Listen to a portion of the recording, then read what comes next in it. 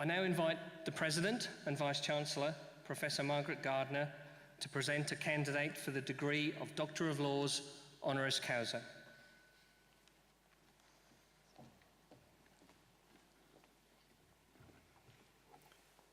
Deputy Chancellor, Acting Deputy Chancellor, before I begin, I should say that we've actually had the privilege over the graduations this week of hearing both Miles and his brother Ziggy, who are both students in Monash's Zelman Cowan School of Music, play brilliant guitar.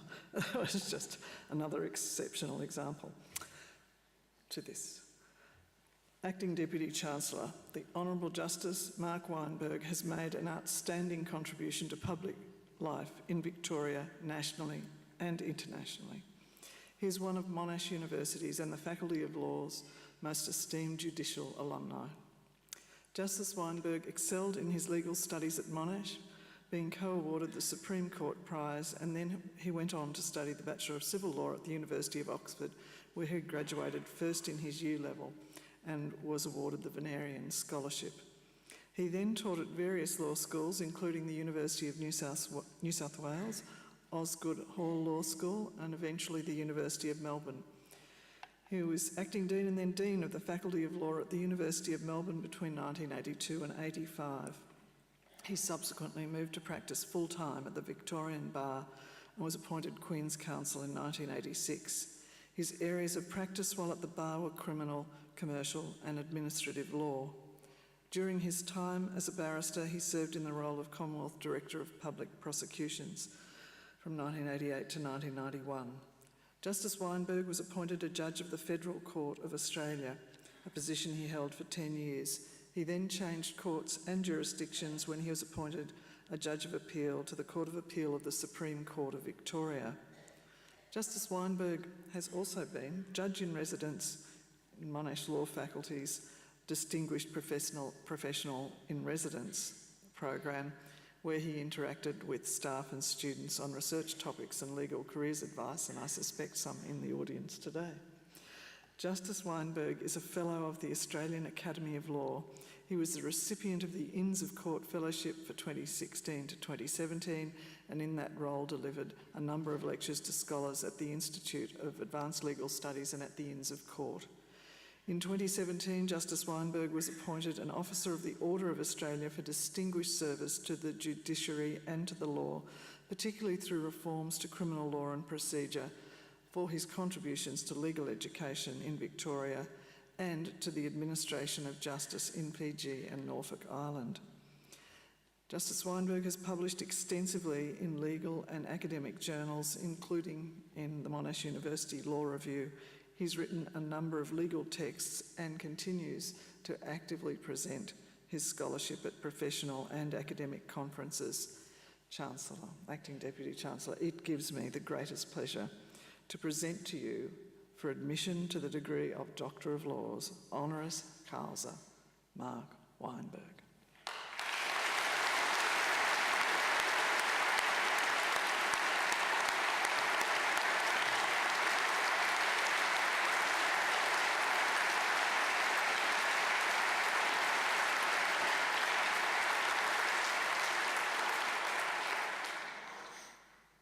With the authority of Council, I admit to you, Mark Weinberg, to the degree of Doctor of Laws, honoris causa.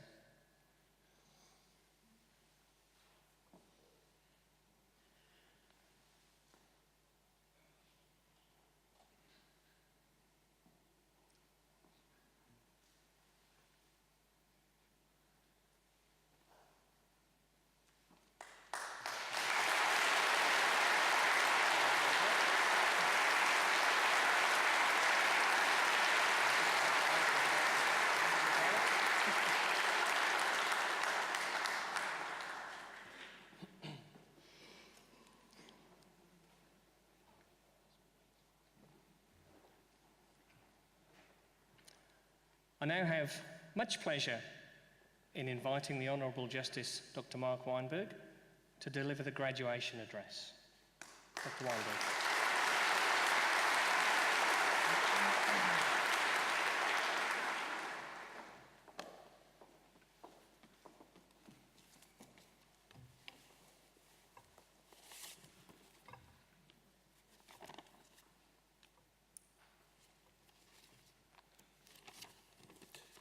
I think when the tutors designed these bonnets, people did not wear glasses. I can't see with them on, so I have to take them off. I'll do the best I can. Mr. Acting Deputy Chancellor, Madam President and Vice-Chancellor, Professor Horrigan, Dean of the Faculty of Law, Professor Nash, Dean of the Faculty of Science, members of faculty, ladies and gentlemen, and most importantly, fellow graduates. It is my very great privilege to be able to offer my congratulations and warmest good wishes to those who, like me, are receiving their degrees today. The difference between us is that you've worked for yours. It has been said that there are only two sorts of graduation addresses. There are those that are short and there are those that are bad. If mine is bad, it will at least be short. In 1971, I stood in this very hall to receive my undergraduate degrees in both law and arts. I had enrolled as a student at this university in 1966, when the law school was in its infancy. There was, when I began my studies here, no David Derham School of Law, and of course no law building as such. Our classes were conducted in the most makeshift of rooms in the engineering building on the other side of campus. I vividly recall having to plough through ankle-deep mud to get from that part of the university to the Menzies building, affectionately known then, and I hope still, as the Ming Wing. I chose to come to Monash. I did so in preference to another place in Carlton, whose name I dare not mention. I thought carefully about that choice because, being new, there was a chance that a degree from Monash might not carry with it quite the same appeal as a degree from that other place. As it happened, my decision to come to this university turned out to be an inspired choice. I had the great fortune of being taught by some truly outstanding legal scholars. You will pardon me if I single out one, Professor Louis Waller, for special mention. In my first year at law school, he taught me both legal process and criminal law. He was a fine teacher. His style was Socratic, meaning that he picked on individual students and questioned them intensely. However, he always did so courteously and, to my mind, with kindness. I recall that we spent the whole of first term in criminal law dealing with one case only. It was the celebrated murder case of the Queen against Dudley and Stevens. As I hope the law graduates here today will recall, it involved a shipwreck and an act of cannibalism on the high seas. This was just the sort of thing to attract the interest of an 18-year-old fresh out of high school. I have always regarded Professor Waller as a great mentor. His teaching had a profound influence upon me, and that continues today. Almost from the very beginning of my studies, I was set upon becoming a law teacher myself, with a primary focus upon the criminal law, and I did just that for some 15 or so years. I have now devoted more than 50 years of my life to the study of criminal law, evidence and related subjects. I have to confess to you that in some respects, I feel that I've only just scratched the surface. The Monash Law School of the late 1960s was an exciting place to be. So too was Monash University itself. There was always something happening, even sit-ins in the Vice-Chancellor's office. As with all law schools of the day, and there were at that time only a handful in this country, we focused primarily upon the close analysis of appellate judgments, many of them English. However, we were taught from the outset that law must always be understood in context and against the background of it being an instrument of justice. Of course, today there is much less attention given to teaching appellate work. Judge-made law has all but disappeared and been replaced by what I think is far less interesting study of legislation. As I said, it was never my intention to practice law. For that reason, soon after graduating, I went overseas to undertake postgraduate study. I never at any stage did what was known at the time as articles of clerkship. It was not until many years later that I first set foot in a solicitor's office, and that was not for work purposes. This brings me to the theme that I would most like to raise with you today. It is what I would call the sliding doors theory of life.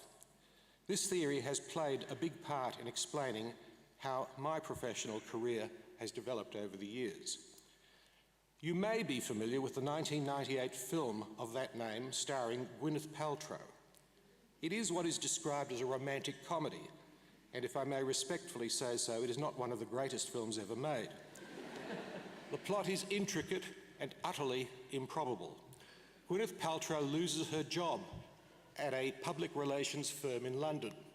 On her way home, just as she is about to get on a train, the doors close. Or do they?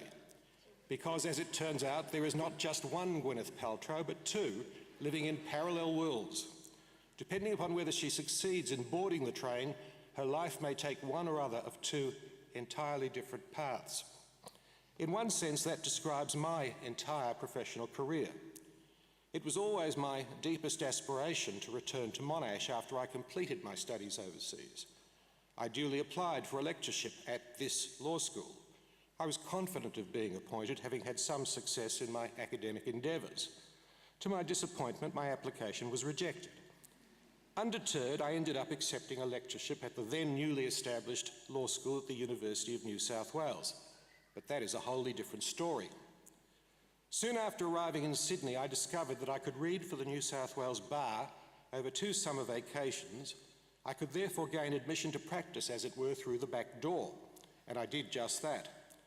From that time on, I practiced for many years on a part-time basis as a barrister, first in Sydney, and later after I was appointed to a position at another place in Carlton. Why do I tell this story, and why do I provide a film review of a movie with few redeeming features? Had Monash offered me a lectureship, as I had hoped, I would probably still be there on the staff of the law school. Gone would be my life as a barrister, as Director of Public Prosecutions, as a federal court judge, and now as a judge of the Court of Appeal. So I must offer belated thanks to Monash for making me what I am, albeit by telling me at the time that I was simply not good enough to warrant appointment to the law school. Bad decision. Life is like that. There will be acceptance and rejection. There will be sliding door moments for all of you. You will have to make choices, for better or worse. The choice you make may have profound implications upon your life. You may find yourself bitterly disappointed, at least for a time, in not achieving what you imagined to be your main goal in life. You will discover that there is no single path to happiness and that persistence generally pays off. I was born in Sweden and brought up in the United States. I came to this country at the age of 10. I had what you would describe as a severe crew cut and a most unattractive New York accent. I sounded, in some respects, like a very young Donald Trump. My parents were themselves born in Central Europe. They were both Holocaust survivors. We came to this country with almost nothing. These were not auspicious beginnings for someone who, like me, would end up wanting to work in what was, still in the 1970s, a deeply conservative profession. I have been extraordinarily fortunate, but in life you need some luck. To those who are graduating in science today, let me say this. I took science subject until the end of year 10. My academic record in science was distinctly underwhelming. Indeed, I can recall my science teacher advising me in the strongest terms that he would only guarantee that I passed that subject if I promised I would not take any science courses at year 11. There are times when I wish I had been more adept at both science and maths. While on the federal court, I sat on a number of patent cases, including some that involved the structure of highly complex pharmaceuticals. It was a thoroughly embarrassing experience. Sensibly, the parties settled rather than wait on my judgment. As for maths, as both the Chief Justice and the President of the Court of Appeal, who I am delighted to say are here today, will attest, numbers are not my strong point. I have struggled with my innumeracy as recently as this week in attempting to resentence an offender whose term of imprisonment it was determined should be increased. There are some who see only a bleak future for young people like yourselves, despite your success in having achieved wonderful tertiary qualifications. I do not share their view. I do not think that artificial intelligence would put us all out of business. Computers, no matter how far they advance, will never replace common sense, sound judgment, and a properly developed sense of moral purpose. It may interest you to know that when I graduated, the doomsayers were saying pretty much what they are saying today. They were wrong then, and they are wrong now. I want to leave you with one final message. You are fortunate to have received a quality education at one of this country's, and therefore this world's, leading universities. No doubt you will go on in various ways to make your own individual contributions to society. You may think that by doing so you will have repaid all debts for what you have received by way of your education, and I do not mean in that regard merely repayment of HECS. You owe a much greater debt than this. It is to your parents, your family, your close friends and others who have supported you throughout your studies, and particularly at university. You may not have appreciated just how difficult you have probably been to live with over the last few years. Some of you would aptly meet the description of having been a pain in the neck. You might like to pause for a moment and say a silent thank you to those who supported you. You owe them a great deal for their sacrifice and hard work and for having managed to put up with you. They have contributed enormously to making you, my fellow graduands, the fine young people that I know you are. Finally, if I may, a personal note. I want to thank my colleagues on the Supreme Court for the support they've given me over the years, and particularly those members of the court who've come here today to attend this ceremony. Not much work being done in parts of the Supreme Court today. I want to thank my PA, Maria, who's here. She's been with me for 40 years. That's amazing. I want to say to my wife, Rose, and my daughter, Ingrid, who are also here, that I could not have done any of this without their patience, perseverance and love, and I thank the university for this wonderful honour. Mr. Deputy Chancellor.